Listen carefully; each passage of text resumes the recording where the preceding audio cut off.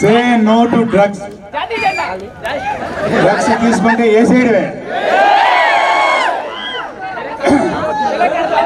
ఒకళ్ళు హెల్మెట్ వేసుకోవాలి. డ్రైవ్ చేసే వాళ్ళు మాత్రమే కాదు, వెనకాల కూర్చున్న వాళ్ళు కూడా హెల్మెట్ చేసుకోవాలి. ఇద్దరే డ్రైవింగ్ చేయాలి, వెనకాల ముగ్గురు కూర్చోకూడదు. అర్థమైందా అందరికీ? ఈ అవేర్నెస్ కోసమే ఈ ప్రోగ్రాం పెట్టింది. అండ్ సెకండ్ థింగ్, డ్రగ్స్ అవి బహుశా మీ ఎవరికి తెలియకపోవచ్చు. ఒకవేళ అవకాశం వస్తే దగ్గరే రానివ్వకండి ఎవరు కూడా. ఇక్కడ రాసింది కదా, చూసారా? Say no to drug, say no to drugs. ఆ మధ్యలో చూసారా? ఆలోచించే పని లేదు, అలా వేసారంటే ఇదే, మళ్ళీ ఇంటికి వెళ్ళే పని లేదు. చూసుకోండి మరి. అలాగా మా అందరికీ నమ్మకం ఉంది, మీరందరూ మంచి విద్యార్థులు, బాగా చదువుకొని మంచి మంచి ఉద్యోగాల పొజిషన్కి రావాలి. మీరు అలవాట్లకి ఎవరు బానిసలు కాకూడదు. ఇది మెయిన్. ఈ ప్రోగ్రాం పెట్టిందే మీ అందరి లాంటి విద్యార్థుల కోసం. ఇంతమంది అధికారులు ఇక్కడికి వచ్చి మీకు ఈ awareness of helmet, awareness of drugs దానికోసమే. అలాగే నేను కూడా ఈ జిల్లా వాసినే, ప్రకాశం జిల్లా వాసినే. మాది కూడా ఒంగోలు దగ్గర ఊరే. మీ అందరి మీద అభిమానంతో, ఆత్మీయతతోటి మేము ఇక్కడ రావడం జరిగింది. ఈ అవకాశం కల్పించిన డైనమిక్ ఎస్పీ దామోదర్ గారికి, అలాగే అడిషనల్ ఎస్పీ శ్రీనివాసరావు గారికి, డిఎస్పీ శ్రీనివాసరావు గారికి, శ్రీధర్ గారికి, నాగేశ్వరరావు గారికి, అందరికి కూడాను థ్యాంక్స్ చెప్తున్నాను.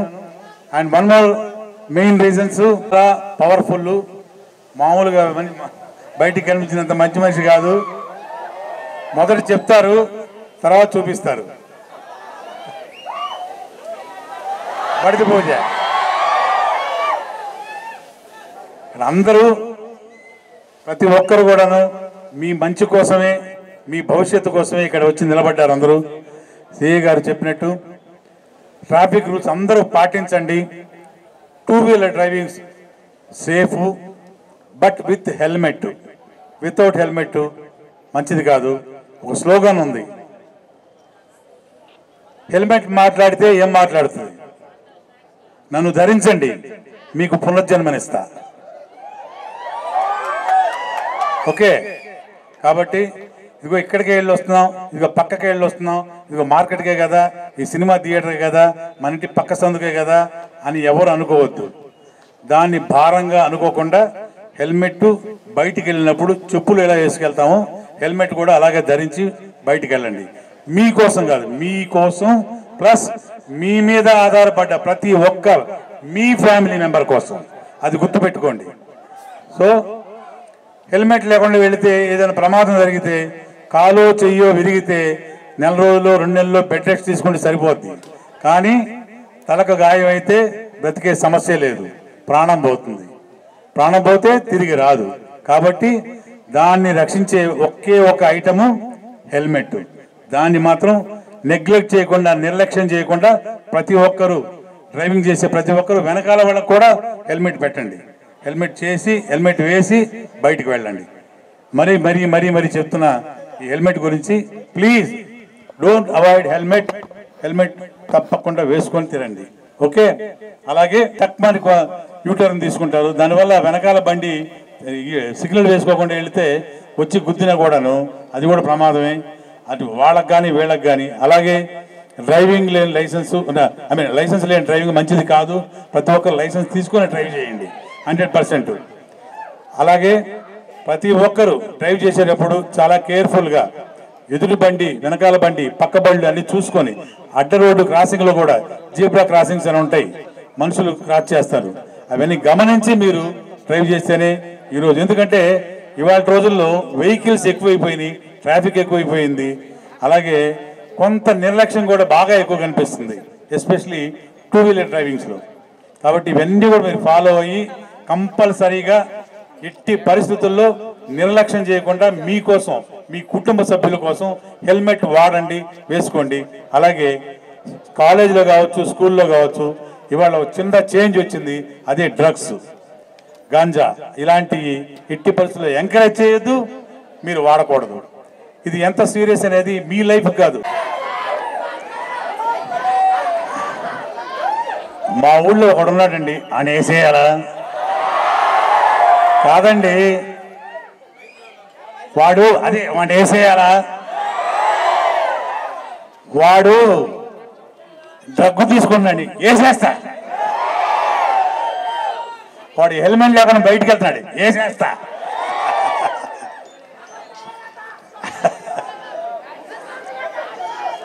Thank you. చాలా చాలా సినిమాల్లో మీరందరూ నాకు చాలా మంచి పాత్రలు పోషించినప్పుడు మీ అందరూ కూడా నాకు మంచి, ఎంతోమంది ప్రాణాలు కోల్పోతున్నారు, తిరిగి రారు. మీరు జాగ్రత్తగా ఎప్పుడైతే బయటకు వెళ్తారో మీ ఇంట్లో వాళ్ళు ఆనందంగానే ఉంటారు. ఓకే, మావాడు హెల్మెట్ పెట్టుకుపోయాడు, పైన ఏం కాదు, ఎదుటివాడు వచ్చి గుద్దినా ఏం కాదు, హెల్మెట్ ఉంది అని ఒక చిన్న భరోసా అనేది ఉంటుంది. అలా కాకుండా ఒకవేళ మీరు హెల్మెట్ పెట్టుకోకుండా బయటకు వెళ్ళారంటే వాళ్ళకి ఇంకా అదే ఆలోచన వస్తుంది, అయ్యో ఇప్పుడు వాడు బయటకు వెళ్ళాడు, ఇప్పుడు ఏమవుతుందో. వాడు తిరిగి వచ్చేదాకా మనం చిన్నప్పుడు చూస్తూ ఉంటాం. మనం ఎప్పుడైనా స్కూల్కి పోయినప్పుడు అమ్మ ఎంత ఎదురు చూస్తుందో, మన ఫ్యామిలీ అంతా ఎదురు చూస్తారు ఎప్పుడైతే హెల్మెట్ లేకుండా ఉంటాం. ఇప్పుడు డ్రగ్స్ ఉన్నాయి, ఎందుకు అవన్నీ అసలు నాకు ఇప్పుడు సినిమాల్లో చూపిస్తారు. సార్ అన్నట్టు నటించడం, మంచి టైం కేటాయించి మనకి టైం ఇచ్చి ఇవన్నీ చెప్తున్నారు కాబట్టి మనం కూడా కొంచెం ఆలోచించాలి. ముందు మన పేరెంట్స్ గురించి ఆలోచించండి. మీరు ఒకరికి చెప్పేస్తా పరిస్థితిలో ఉండాలే కానీ మీరే ఇలా ఉంటే ఎలాగా? కొంచెం ఆలోచించి ముందడుగు వేయండి. మనం రేపటి కాబోయే పౌరులమని మీకు తెలుసు, మాకు తెలుసు. మనం 4 రోజులు బ్రతకాలని అనుకుంటాం కానీ ఇప్పుడు చచ్చిపోవాలనుకోం కదా. కొంచెం ఆలోచించి ఎదుటి వారిని చూసి చేయండి. Thank you for giving me this opportunity. As sir చెప్పినట్టు please try to wear helmet. నేను మా ఫ్యామిలీలో చాలామంది చూశాను ఇలా యాక్సిడెంట్స్ అవ్వడం. Because of reason they are not wearing helmets. రీసెంట్గా కర్నూలు రోడ్లో మా బ్రదర్కి యాక్సిడెంట్ అయింది. ఆల్మోస్ట్ తను హెల్మెట్ వేసుకుని ఉంటే హీ మే రికవర్.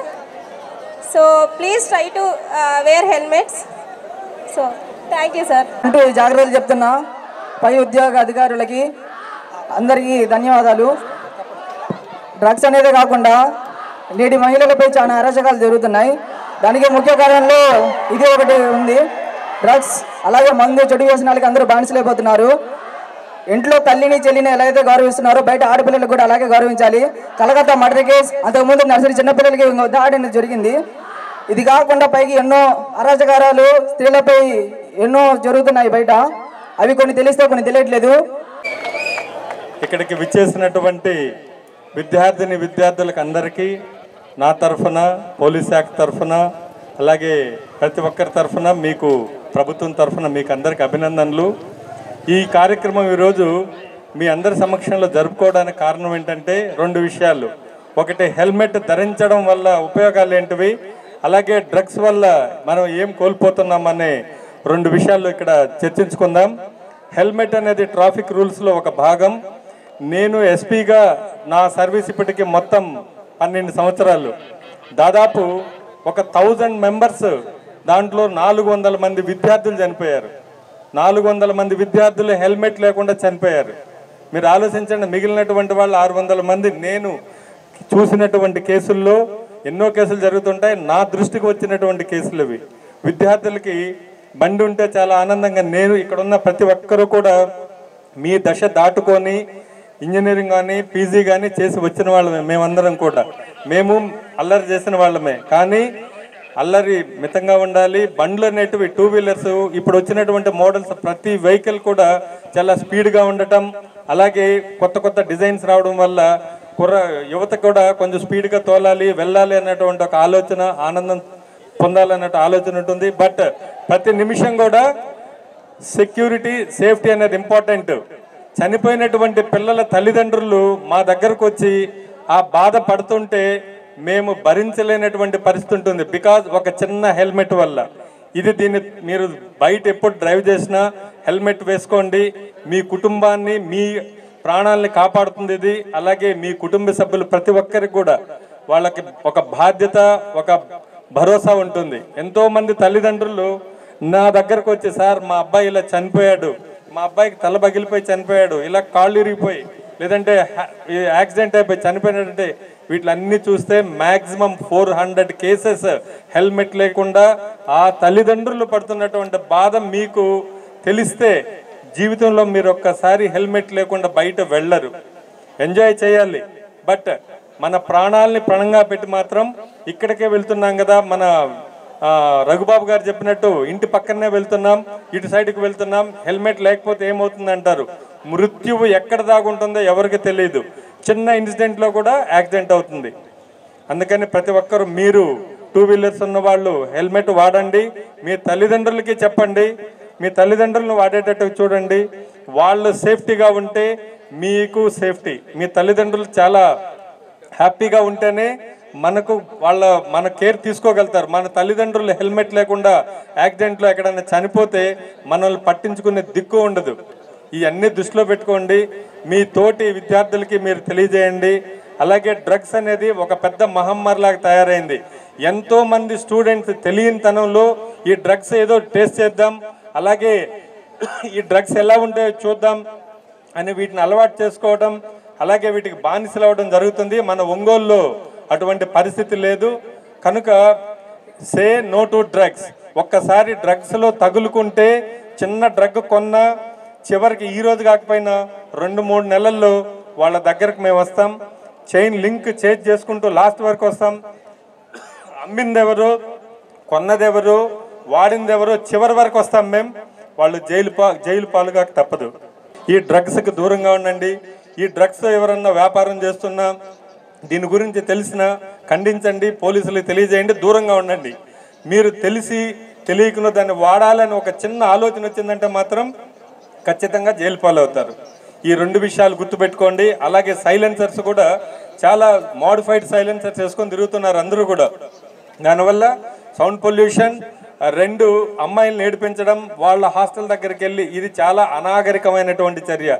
మీ చెల్లికో మీ ఇంటి అమ్మ నాన్న వెళ్తున్నప్పుడు సైలెన్సర్లు వేసి ఆ సౌండ్ వల్ల వాళ్ళకి చికాకు కలిగిస్తే మీకు ఎంత బాధేస్తుందో. మీరు బాధ్యత కలిగినటువంటి యువకులు మీరు అందరూ కూడా అలాంటి పనులకు సైలెన్సర్ల మీద ఇంకొకటి వేసినా కేసులు కట్టడం, అవన్నీ కూడా వాళ్ళ మీద బండ్లు సీజ్ చేయడం మీరు చూసుంటారు. ఒంగోలులో దాదాపు ఒక 1 మంత్ నుంచి కూడా ఈ కార్యక్రమాలన్నీ చేస్తున్నాం. హెల్మెట్ ధరించడం, సైలెన్సర్ లేకుండా ప్రశాంతమైనటువంటి ట్రాఫిక్ని కలిగించడం. హైకోర్టు కూడా రీసెంట్గా చెప్పింది, హెల్మెట్ లేకపోతే దాదాపు 1000 నుంచి 2000 వరకు ఫైన్ ఉంటుంది, బండ్లు సీజ్ చేయబడుతుంది.